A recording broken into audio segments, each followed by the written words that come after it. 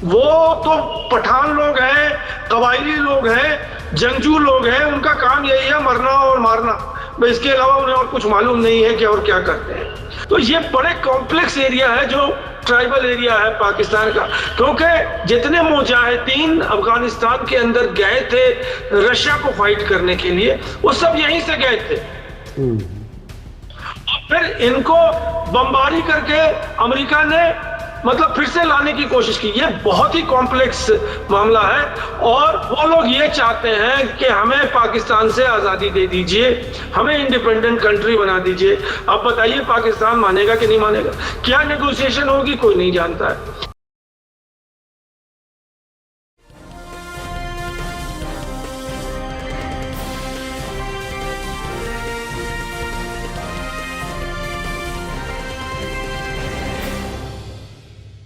Hello, नमस्कार, आदाब, सत श्री अकाल और अस्सलाम वालेकुम। मैं हूं मोहम्मद अहमद काज़मी, लेकर आया हूं आपका खास प्रोग्राम साउथ एशिया पर नजर सैयद अली मुश्तबा के साथ। सैयद अली मुश्तबा साहब चेन्नई में रहते हैं और साउथ एशिया के मामलात को बहुत अच्छी तरह जानते हैं। दुनिया के और भी मामलात हैं जिन पर आप नजर रखते हैं, खासतौर पर डिफेंस और मिलिट्री के मामलात पर भी काफी गहरी नजर है।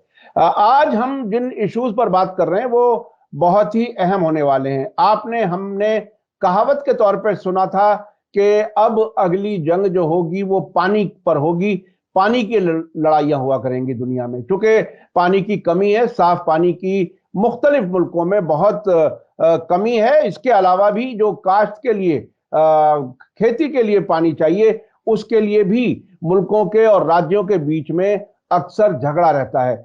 अब जो पानी की बात हो रही है वो ये है कि इंडिया ने पाकिस्तान को इंडस वाटर वैली, जो बहुत ही तारीखी मुआहदा है, उसको रिव्यू करने के लिए एक नोटिस भेजा है और नोटिस का जवाब मांगा है 3 महीने के अंदर। क्या कुछ होगा भारत और पाकिस्तान के बीच इस अहम ट्रीटी में? इस ट्रीटी में वर्ल्ड बैंक भी पार्टी है और कोई भी एक मुल्क तनहा इस समझौते से अलग नहीं हो सकता। ये क्या कुछ है, इसके क्या असरात होंगे, उस पर हम बात करेंगे। इसके अलावा चीन ने भी हमारे सीमा के पास, लीपू लेक के पास एक बड़ा डैम बनाया है। उस डैम के मामले में भारत निस्बतन खामोश नजर आ रहा है। क्या कुछ है वो पॉलिसी? चीन के बारे में भारत के प्रधानमंत्री कहते हैं लद्दाख में ना कोई आया है ना कोई घुसा है। तकरीबन उसी तरह की पॉलिसी इस मामले में भी नजर आ रही है। ये समझना देश के लोगों के लिए मुश्किल हो गया है कि चीन के बारे में आखिर ये सरकार क्यों कुछ नहीं बोल रही। इस मामले में भी क्या है ये हम समझेंगे। और पाकिस्तान के अफगानिस्तान के नजदीक पेशावर शहर में एक बम धमाका हुआ है मस्जिद में और उसमें 90 से ज्यादा लोग मारे गए हैं। उसका ताल्लुक तहरीक तालिबान पाकिस्तान से बताया जाता है, हालांकि उन्होंने अपने इसमें शामिल होने से इनकार किया है। इस पर बात करेंगे। और आखिर में अगर वक्त रहा तो म्यांमार में जहां फौजी हुकूमत बने तख्ता पलट हुए 1 साल हुआ है, वहां अब इशारे दिए जा रहे हैं कि वहां इलेक्शन किए जा सकते हैं, लेकिन एक गैर मामूली किस्म के कुछ ऐसे कानून कायदे बताए गए हैं जिसमें ऐसा लगता है कि बहुत सी पॉलिटिकल पार्टियों को इलेक्शन में हिस्सा लेना ही मुश्किल हो जाएगा। इन सब पर बात कर रहे हैं जनाब सैयद अली मुश्तबा साहब चेन्नई से। अली मुश्तबा साहब, वेलकम है आपका। मीडिया स्टार वर्ल्ड को आप समय दे देते हैं, उसके लिए शुक्रिया। आप ये बताइए कि ये इंडस वाटर वैली ये तकरीबन उतनी ही अहम है जैसे भारत और पाकिस्तान का बंटवारा, सीमाएं बनी थी, तकरीबन उतना ही अहम इंडस वाटर जो समझौता है, ये क्यों गड़बड़ा रहा है? क्या कुछ है इसमें? जी शुक्रिया काज़मी साहब, और हमारे सामाईन को आदाब, सत श्री अकाल और अस्सलाम वालेकुम। और मैं आज का प्रोग्राम जो है आगाज करना चाहता हूं अपने सामाईन के लिए एक राष्ट्रगान के 2-3 स्टैंजा से। वो ये है कि पर्वत वो सबसे ऊंचा, हमसाया आसमां का, वो संतरी हमारा, वो पासबा हमारा, गोदी में खेलती हैं इसके हजारों नदियां, रोशन है जिसके दम से ये गुलसिता हमारा। तो इसमें इकबाल साहब ने 2 चीजों की संकेत दिया है। एक तो पर्वत का जो कि हिमालय पहाड़ है और बर्फों से ढका हुआ है, वो तिब्बत है, और वहां का ग्लेशियर है जहां से पानी नीचे उतरता है। तो उसी को इकबाल साहब ने अपने इन लफ्जों में जो है बयान किया है। दूसरा, उस ग्लेशियर से जो रिवर्स निकलती हैं और पूरे हमारे गुलसिता को जो है वो जरखेज करती हैं, तो इसका भी मतलब बयान उन्होंने किया है इस राष्ट्रगान में। तो अब हम आ जाते हैं इंडस वाटर ट्रीटी से के ऊपर कि क्या है इंडस वाटर ट्रीटी। जो है ये 1960 में एक मुआहिदा हुआ था इंडिया और पाकिस्तान के बीच में, जिसमें 3 पार्टीज हैं, इंडिया, पाकिस्तान और वर्ल्ड बैंक। ये मुआहिदा जो है 1952 से इसकी नेगोशिएशन शुरू हो गई थी। 52 से 8 साल लगे इसके नेगोशिएशन में, और 1960 में ये कराची में ये समझौता हमारे नेहरू जी ने वहां गए थे और अयूब खान से बैठ के और वर्ल्ड बैंक का जो रिप्रेजेंटेटिव है उसके साथ ये समझौता हुआ। अब ये समझौता क्या है ये समझने की बात है। तो जैसे हमारा बंटवारा हुआ इंडिया और पाकिस्तान का, उसी तरह से रिवर के बंटवारे हो गए इस समझौते में। अब ये जो रिवर है, वो पहला जो रिवर है वो इंडस रिवर है, दूसरा जो रिवर है वो झेलम रिवर है, तीसरा जो रिवर है वो चेनाब रिवर है। ये तीनों जो रिवर है ये वेस्टर्न रिवर है, और जो तीसरा है, जो दूसरा सेट है, तीसरा मतलब the second set of 3 reverse, वो है सतलज रावी ब्यास। सतलज रावी ब्यास।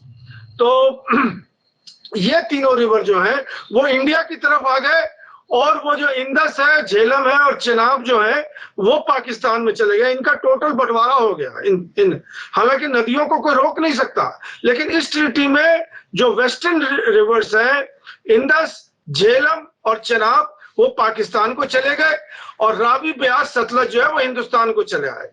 इसके लिए रावी ब्यास सतलज के लिए जो है इंडिया ने कंपनसेशन दिया पाकिस्तान को, पैसे दिए। तो उसके की वजह से उन्होंने वहां पे वो डैम बनाया है अभी, मतलब वो पंजाब प्रोविंस में, वहां पे उनके पास पहले जो है वो कनाल नहीं थे, तो अब कनाल बन गए हैं जरखेजी के लिए। तो अब यहाँ पर किस्सा ये है कि ये जो 3 इंडिया के जो रिवर हैं, सतलज, रावी, ब्यास, ये भी जाते हैं पाकिस्तान में, जाके मिल जाते हैं इंडस रिवर्स के साथ। ये अल्टीमेटली इंडिया में घूमने के बाद जो है ये फिर पाकिस्तान चले जाते हैं, और पाकिस्तान में जाकर के इंडस में जाके मिल जाते हैं। अब इंडस जो वो रिवर है, वो एक तरह समझ लीजिए कि वो हिमालय से निकलता हुआ, लद्दाख होता हुआ, हिंदुस्तान होता हुआ, पाकिस्तान से घूमता हुआ कराची में जाके गिरता है। वो ये साउथ एशिया का तो सबसे बड़ा रिवर है, और एशिया का मेरे ख्याल में सेकंड लार्जेस्ट रिवर है। तो इतना बड़ा रिवर जो है कोई नहीं है, ना गंगा है ना ब्रह्मपुत्र है। इंडस जो है that is the largest river in south Asia. तो ये इसकी पोटेंशियलिटी ये है कि ये जो है, जैसे कहा ना कि मतलब इकबाल साहब ने कि इस मतलब गोदी में खेलती हैं इसके हजारों नदियां, ये इसी के इससे है गुलसिता हमारा। जो हमारी पूरी चमन है या हमारा जो गुलसिता है वो इसी पानी से ही है। अगर ये पानी बंद हो जाएगा तो फिर सूखा हो जाएगा। तो अब यहाँ पर यह है कि जो समझौता हुआ था, उस समझौता के आधार पे ये जो तीनों रिवर इंडिया की तरफ है, रावी, ब्यास, सतलज, इस पे पाकिस्तान का कोई जोर नहीं है। तो इंडिया जो चाहेगी वो इस पे कर सकती है, और इस पे इन्होंने डैम बनाए, भाखरा नंगल और ये सब डैम बनाए, उसमें पाकिस्तान का कोई नहीं है। लेकिन वो जो रिवर, 3 रिवर हैं, उस पर इंडिया का जोर नहीं है। इंडिया, उन्होंने ये कहा हुआ था उसके अंदर कि 10% उसकी वाटर को जो है वो यूज कर सकती है इंडिया, क्योंकि इंडिया से होते हुए जाती है। लेकिन वो इंडिया से जो फ्लो करती है पाकिस्तान के अंदर, उसको इंडिया रोक नहीं सकती है। ये झगड़ा है। अब वो पहले जो झगड़ा था, ये झगड़ा जो है 1980 से शुरू हो गया था, और ये अभी नया झगड़ा नहीं है। ये वक्तन फवक्तन जो है वो झगड़े उठते रहते हैं। तो पहले वो तुलबुल और वल्लूर बराज का एक झगड़ा था, वो यही झगड़ा था, जिसमें इंडिया जो है वो डैम बनाना चाहती थी, जिसका नाम तुलबुल रिवर वाटर प्रोजेक्ट है। अब जो अभी जो झगड़ा है, वो झगड़ा ये है कि इंडिया जो है वो किशन गंगा प्रोजेक्ट बनाना चाहती है, बना चुकी है वो 2017 या 2000 इससे वो बन चुका है यहाँ पे। दूसरा जो है वो रफ्तार करके एक हाइड्रो पावर प्रोजेक्ट है, जिसको भी इंडिया बनाना चाहती है, वो इस इंडिया का कहना है कि हमारे यहाँ कश्मीर वैली में इलेक्ट्रिसिटी नहीं है और ये करने के लिए हमें इन रिवर को छेड़ना पड़ता है और इनको हमें बनाना पड़ता है। अब आ जाइए झगड़े पे। तो झगड़ा ये है कि जो संधि हुई थी उसमें डिस्प्यूट रेजोल्यूशन का मैकेनिज्म है। पहला मैकेनिज्म है कि अगर किसी को कोई इतराज है तो आपस में एक दूसरे को कंसल्ट करें और अपने इतराज जताएं और आपस में अगर सॉल्व हो जाता है तो बड़ी अच्छी बात है। दूसरा यह है कि वो न्यूट्रल ऑब्जर्वर को लेके आए, वो न्यूट्रल ऑब्जर्वर को बनाए, दोनों की सहमति से मतलब न्यूट्रल ऑब्जर्वर कायम होंगे और उसके बाद ये झगड़ा उनके सामने जाएगा। तीसरा यह है कि वो वर्ल्ड बैंक को लिखे और जिनको इतराज है वो आर्बिट्रेटर को लेके आए जो कि इसमें फैसला देगा। अब 2015 में पाकिस्तान ने पहला और दूसरा दोनों जो मैकेनिज्म है उसको उल्लंघन करके सीधा आर्बिट्रेटर की मांग कर दी 2015 में, और उसके बाद 2016 में जो है उससे वापस भी हो गया वो। अब वो वर्ल्ड बैंक इसमें आ गया है और 2021 तक ये झगड़ा चलता रहा। उसके बाद 2021 तक जो है इसको वर्ल्ड बैंक ने किसी से स्पेसिफाई किया कि नहीं साहब आर्बिट्रेटर। तो इंडिया का जो मेजर डिमांड यह है कि पाकिस्तान ने इस डिस्प्यूट को दो मैकेनिज्म पर मतलब एक साथ लेके एक ही डिस्प्यूट को दो फोरम पे लेके आए हैं, इसका वो जवाब दें। मैं इसमें थोड़ा सा ये समझना चाह रहा हूं कि डिस्प्यूट क्या डैम बनाने पर है, क्या है, मतलब असल डिस्प्यूट की वजह क्या है? ट्रीटी तो समझ में आ गई। हाँ, ये है कि एक तो ये कि मतलब जो साइज ऑफ द डैम है, पाकिस्तान का ये कहना है कि अगर ये आप डैम बनाएंगे, पहले तो आप जो ओरिजिनल संधि हुई थी उसमें यह था कि आप कोई छेड़छाड़ रिवर पे नहीं करेंगे, हम आपके जो रावी ब्यास सतलज में से हमारा कोई लेना देना नहीं है। उसी तरह से झेलम, इंडस और चनाब के ऊपर कोई आप छेड़छाड़ ना करें। लेकिन इंडिया का कहना था कि हमें तो मतलब पानी की जरूरत है, हमें जो है बिजली बनानी है। तो वो डैम जो बनाना चाह रही है इंडिया, इसके ऊपर पाकिस्तान का ऑब्जेक्शन है। उसके बाद कितना क्यूबिक सेंटीमीटर वाटर जो है वो स्टोर करेगी, कितना क्यूबिक सेंटीमीटर वाटर वो छोड़ेगी, इस पे ऑब्जेक्शन है। तीसरा ऑब्जेक्शन है जो साइज ऑफ द डैम है, क्योंकि अगर इंडिया चाहे तो ये तीन तो इसके पॉकेट में है ही है। ये तीन जो रिवर जो जाती है पाकिस्तान के अंदर, जो उनकी लाइफ लाइन है और जिससे उनका पूरा वो बताया ना आपको कि वहां से लेकर के वो कराची में जाके रुकती है, तो ये तो बहुत बड़ा मसला है ना। तो इसके लिए पाकिस्तान ने मतलब अपना जो मौक़िफ़ रखा वर्ल्ड बैंक के पास, और ये दोनों जो, क्योंकि इंडिया पाकिस्तान के जो हालात हैं 2014 के बाद वो तो आप जान ही रहे हैं, तो डिप्लोमेटिक लेवल पे तो कोई बात नहीं हो रही है। न्यूट्रल एक्सपर्ट के लिए वो शायद इंडिया नाराजी हो जिसको इंडिया, वो पाकिस्तान जिससे राजी नहीं हो जिसको इंडिया चाहे, और इंडिया राजी नहीं हो जिसको पाकिस्तान चाहे, तो वो भी नहीं होगा। तो अब जो तीसरा लेवल है वो आर्बिट्रेटर है। तो आर्बिट्रेटर के पास ये किया हुआ है मसला। इंडिया को ऑब्जेक्शन है कि आपने ये कैसे आर्बिट्रेटर को डायरेक्ट जो है आप अप्रोच कर दिया है, इसका आप जवाब दीजिए हमें। और इंडिया ने 90 डेज का नोटिस दिया है। तो ये जो मसला है, ये मसला हाइड्रो डिप्लोमेसी कहलाता है।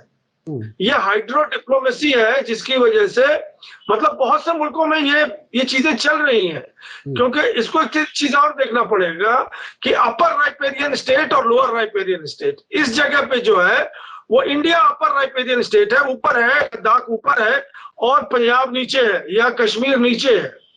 तो ऊपर का आप जो पानी कंट्रोल करता है, अगर वहीं रोक देगा तो नीचे पानी जाएगा नहीं।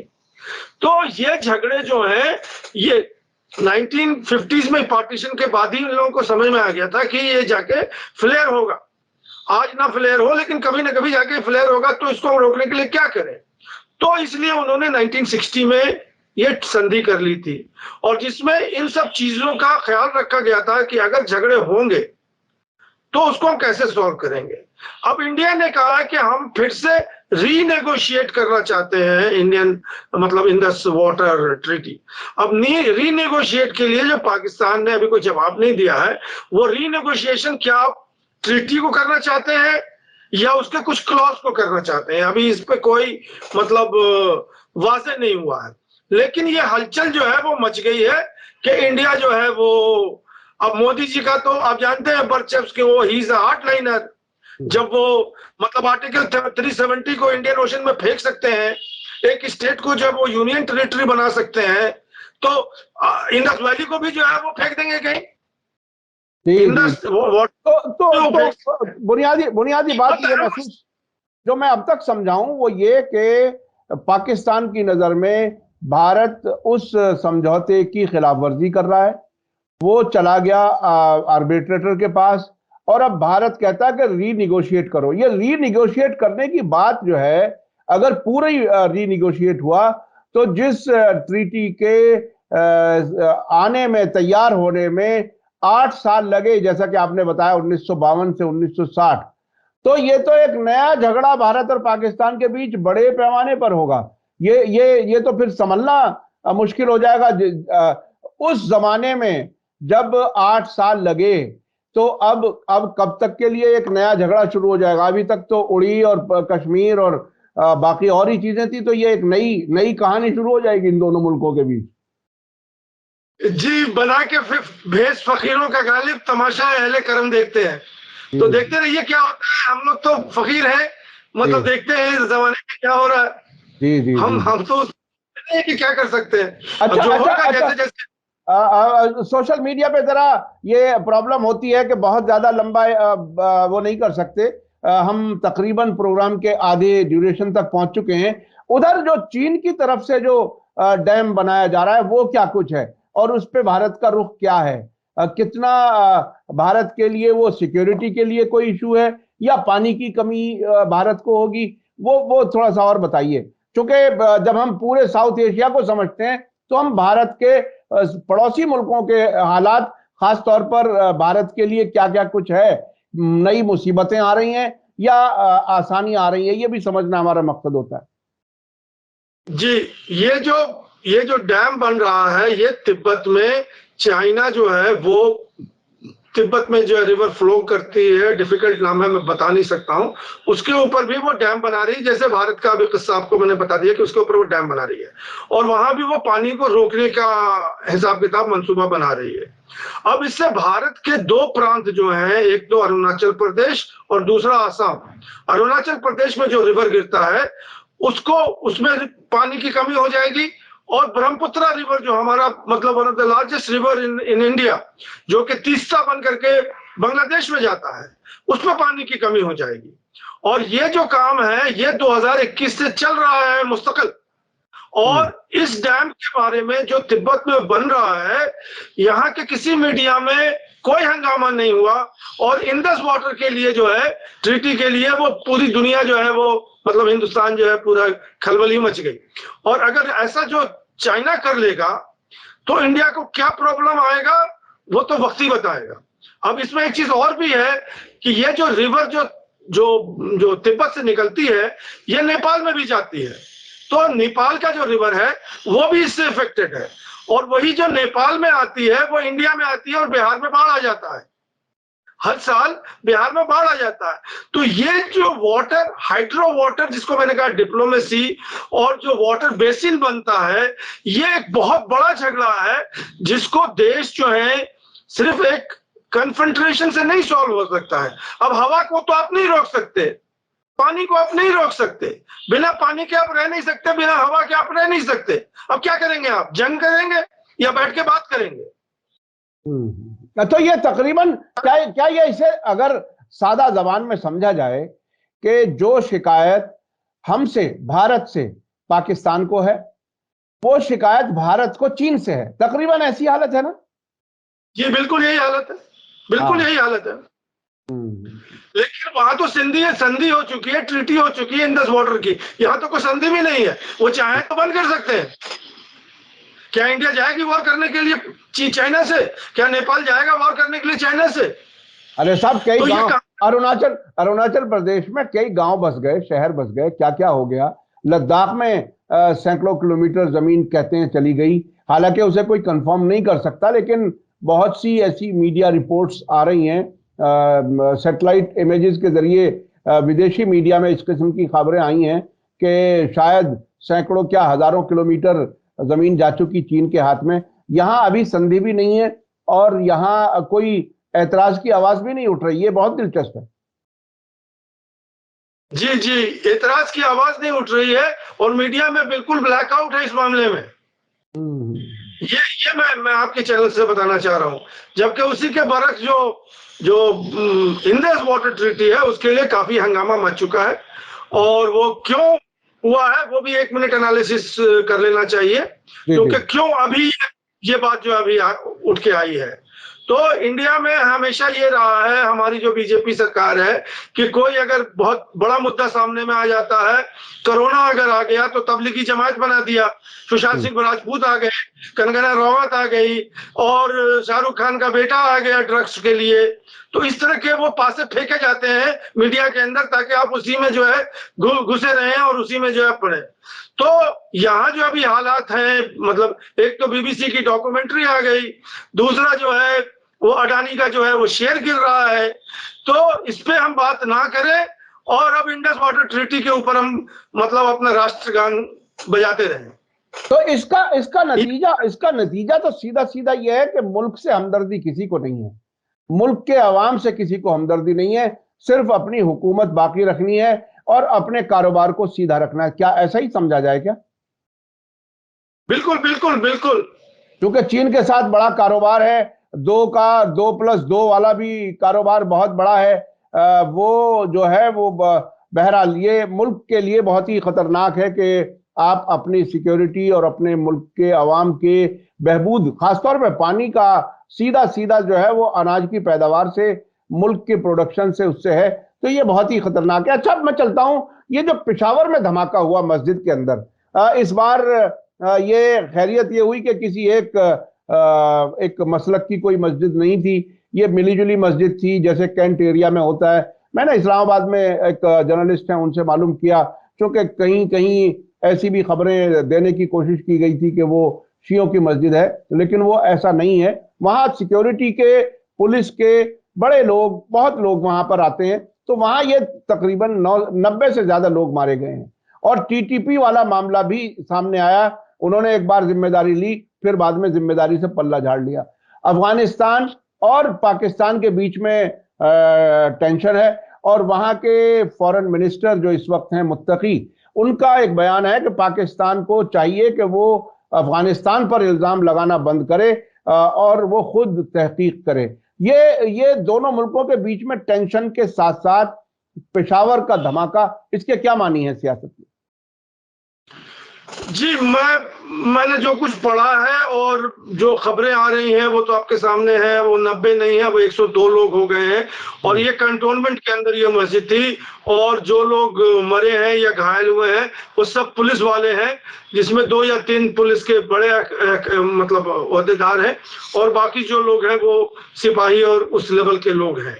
और ये काफी बड़ा ब्रीच है कंटोनमेंट के अंदर। 3-4 जो है लेयर को क्रॉस करके जो सुसाइड बॉम्बर था वो आ गया और वो फ्रंट रो में खड़ा होकर नमाज पढ़ रहा था और वहीं पे उसने मतलब खुदकुशी हमला किया है, जिससे वो डेटोनेट हुआ और वो पूरा छत जो है, ज्यादा तो छत से ही लोग मरे हैं। तो ये सब जो खबरें हैं ये तो मतलब ग्राउंड लेवल की खबरें हैं कि क्या है, लेकिन इसके एनालिसिस में जाएं तो वो ये है कि वो तहरीके तालिबान जो संगठन है वहां पे पख्तूनख्वा में, खैबर पख्तूनख्वा में, और उससे पहले भी चले जाएं तो ये फाटा का एरिया होता था पहले पाकिस्तान में, जब उन्होंने उसको अब अपना प्रोविंस बना दिया। और ये जो फाटा है, जो फ्रंटियर ट्राइबल एरिया जो था, ये तो ब्रिटिश के टाइम से ही मतलब मौजूद था, जिसको ब्रिटिश ने भी कंट्रोल नहीं कर सका। ब्रिटिश ने भी कभी, वो तो पठान लोग हैं, कबायली लोग हैं, जंगजू लोग हैं, उनका काम यही है मरना और मारना, इसके अलावा उन्हें और कुछ मालूम नहीं है कि और क्या करते हैं। तो उनको सिविलाइज्ड करना, और वो तो मैंने सोचा था कि शायद अमेरिका जब अफगानिस्तान पे को ये कर लिया तो मैंने समझा कि फतेह कर लिया, तो मैंने समझा था कि शायद अमेरिका जो है अफगानिस्तान को सिविलाइज कर देगा, जैसे ब्रिटिश ने भारत को कर दिया अंग्रेजी पढ़ा के, तो वैसे वहां भी शायद कर देगा, लेकिन वो सब कुछ कर नहीं सका। और ये जो फाटा का जो एरिया है, ये बड़ा ग्रे एरिया है पाकिस्तान और अफगानिस्तान में, इसलिए कि जो तहरीके तालिबान है और जो फाटा के लोग लोग हैं, मतलब मैं पख्तूनख्वा नहीं कह रहा हूँ इसलिए कि अभी तो वो पख्तूनख्वा है, केपी कहलाता है पाकिस्तान में, मतलब पख्तूनख्वा पीके कहलाता है।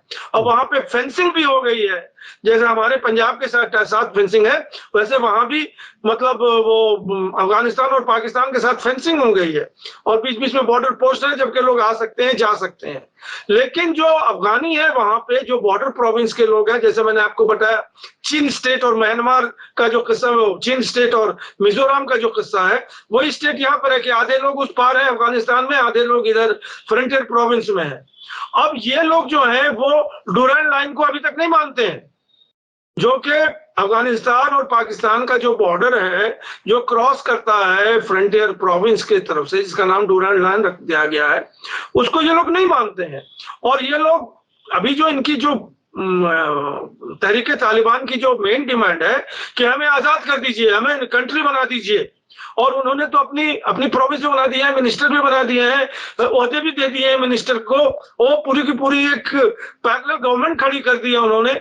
और इसके साथ साथ ये भी हुआ था कि 9 नवंबर से 10 नवंबर तक पाकिस्तान गवर्नमेंट की और तहरीके तालिबान की एक मतलब वो हो गई थी युद्ध विराम, और उनका एक नेगोशिएशन हुआ था कि हम कुछ नहीं करेंगे, हम जो है मतलब स्टेटस को और बातचीत करेंगे। तो पाकिस्तान नेगोशिएट कर रही है उनसे, और वो उन्होंने कहा कि पाकिस्तान नेगोशिएट करके सिर्फ टाइम पास कर रही है, जैसे इंडिया नागालैंड में नेगोशिएट करके टाइम पास कर रही है, वैसे वही उनको। तो उन्होंने 10 के बाद ऐलान कर दिया था, 10 दिसंबर के बाद, कि अब हम फ्री हैं फिर से एक्टिविटी करने के लिए।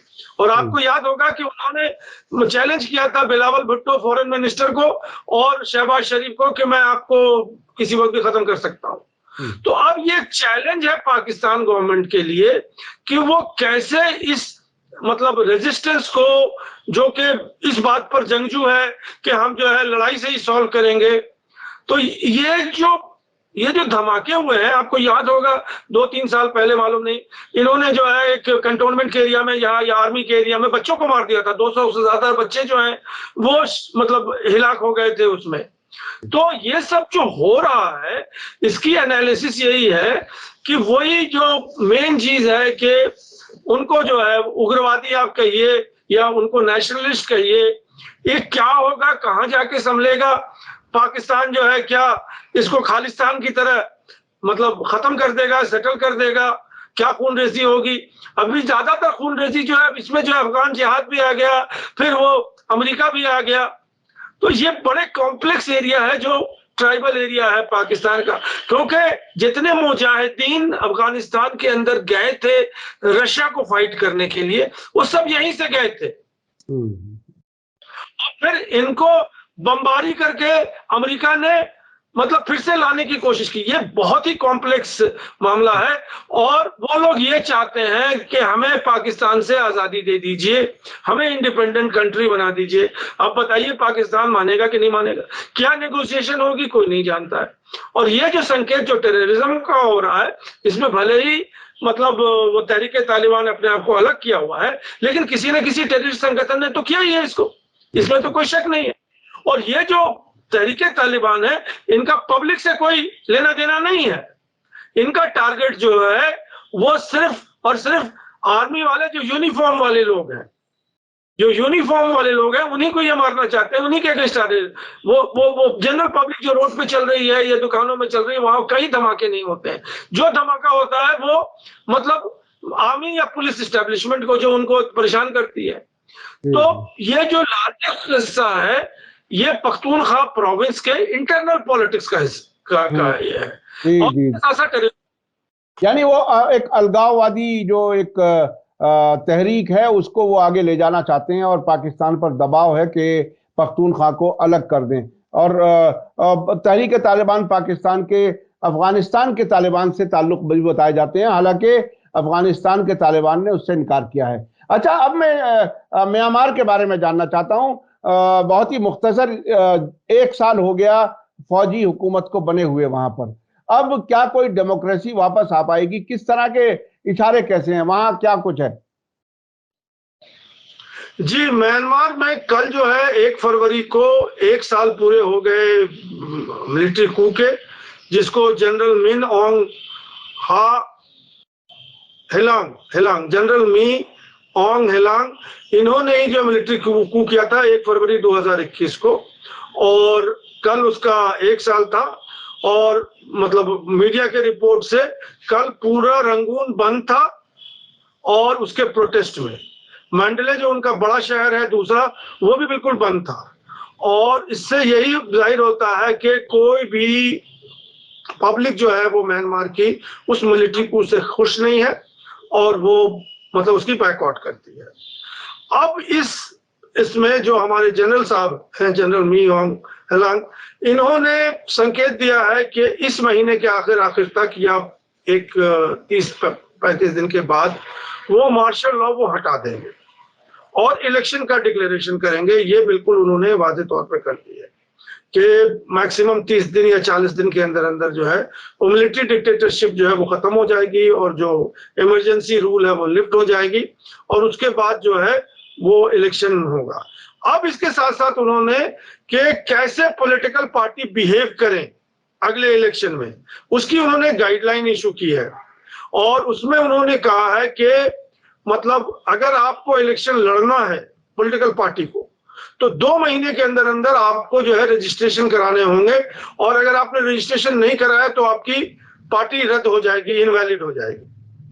और उन्होंने बहुत सारे काम किए हैं। उन्होंने कहा कि मिनिमम आपके एक पार्टी को 1 लाख की मेंबरशिप होनी पड़ेगी, तभी हम रिकॉग्नाइज करेंगे कि आप पॉलिटिकल पार्टी हैं। और उनके जो है वो मतलब ये है कि ये 3 महीने के अंदर आपको 1 लाख का जो है आंकड़ा जो है बताना पड़ेगा कि हमारे पास 1 लाख जो है वो फॉलोअर है। और उन्होंने कहा कि वहां 330 जो है वो मतलब ये है कि अर्बन सेंटर्स है, उसमें हाफ से ज्यादा आपकी पॉलिटिकल यूनिट का मतलब होना चाहिए कि वहां इस शहर में जो है आपकी पार्टी का ऑफिस होना चाहिए और सारी कुछ मतलब वो बतानी चाहिए। और उन्होंने ये भी कहा है कि मतलब वो जो पैसे जो हैं रजिस्ट्रेशन के वो उन्होंने बढ़ा दिए हैं। तो ये सब चीजें जो हैं उन्होंने मतलब आपको री रजिस्टर करना पड़ेगा, और 2 महीने दिए हैं टाइम उन्होंने कि इसके अंदर आप रजिस्टर कीजिए, नहीं तो आप जो है मतलब इनवैलिड हो जाएंगे। और 6 महीने के अंदर अंदर जो है आपको ये बताना होगा कि आप आधे से ज्यादा जो भी पॉलिटिकल पार्टी है उसको आधे से ज्यादा कॉन्स्टिट्यूएंसी पूरे कंट्री के अंदर जितनी भी कॉन्स्टिट्यूएंसी बनेगी उससे आधे से ज्यादा में आपको कंटेस्ट करना पड़ेगा। ये नहीं कि मैं 10 सीट पे कंटेस्ट कर रहा हूं तभी मैं आपको मानूंगा कि आप पार्टी मतलब आपकी पार्टी है, नहीं तो। और जितने भी बैंड पार्टी हैं उनको सब टेररिस्ट बता दिया, जिनको टेररिस्ट बता दिया वो सब कोई इलेक्शन नहीं लड़ सकते हैं। अब इसमें जो है जो मेन मतलब जो पार्टी है वो नेशनल लीग फॉर डेमोक्रेसी, जिसने 2020 में इलेक्शन को स्वीप कर लिया था इलेक्शन मतलब म्यांमार में, और जिसके अगेंस्ट में वो कू हो गया था क्योंकि जो मिलिट्री है वो उनकी विक्ट्री को नहीं मानती थी जबकि उन्होंने स्वीप किया हुआ था, और उसको हटाने के लिए उन्होंने आंग सान सू की को अरेस्ट कर दिया। और उसके बाद 2021 में जो है वो आपके उन्होंने कू करके वो आ गए 2022 में।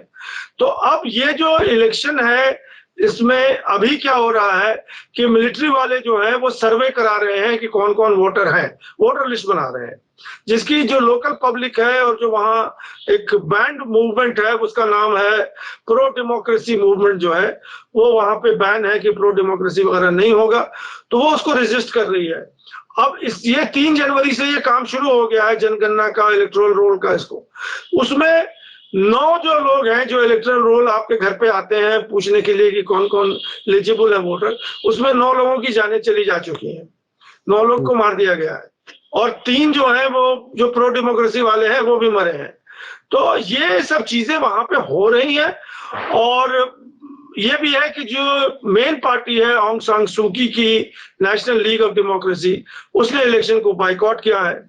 जनरल पीपल जो है वो भी इंटरेस्ट नहीं कर रही है, क्योंकि इन सब का जो फ्रेमवर्क रखा है उसमें ये बताना चाह रहे हैं कि सिर्फ जो गवर्नमेंट की पार्टी है वही इलेक्शन लड़ेगी। वो पार्टी का नाम है union solidarity and development party, जो कि मिलिट्री की पार्टी है, जिसको 10% भी वोट नहीं आए थे 2020 के इलेक्शन में, जो मिलिट्री बैक्ड पार्टी थी। It was totally rejected by the people.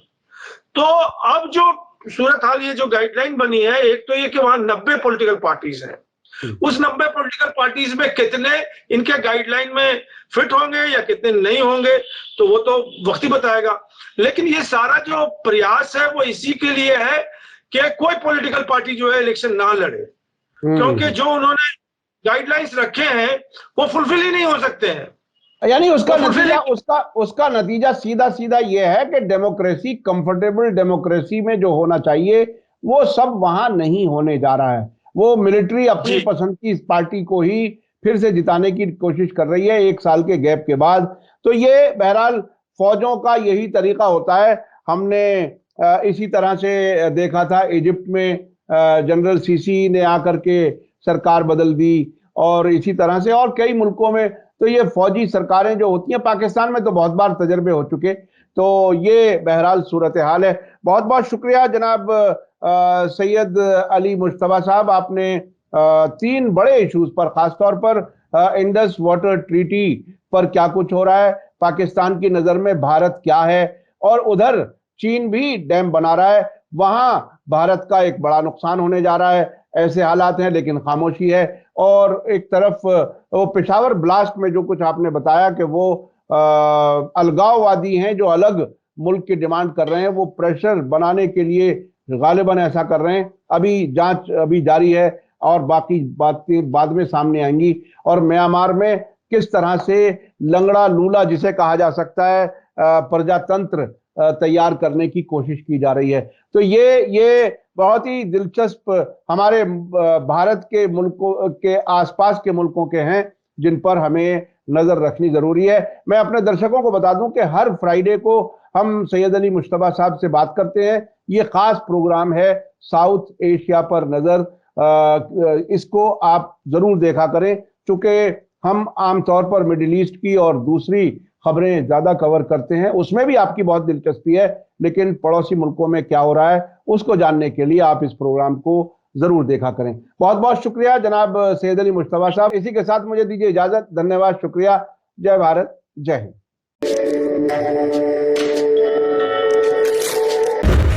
Media star world के और वीडियो देखने के लिए हमारे चैनल को सब्सक्राइब करें और सीधे नोटिफिकेशन पाने के लिए बेल आइकन दबाएं।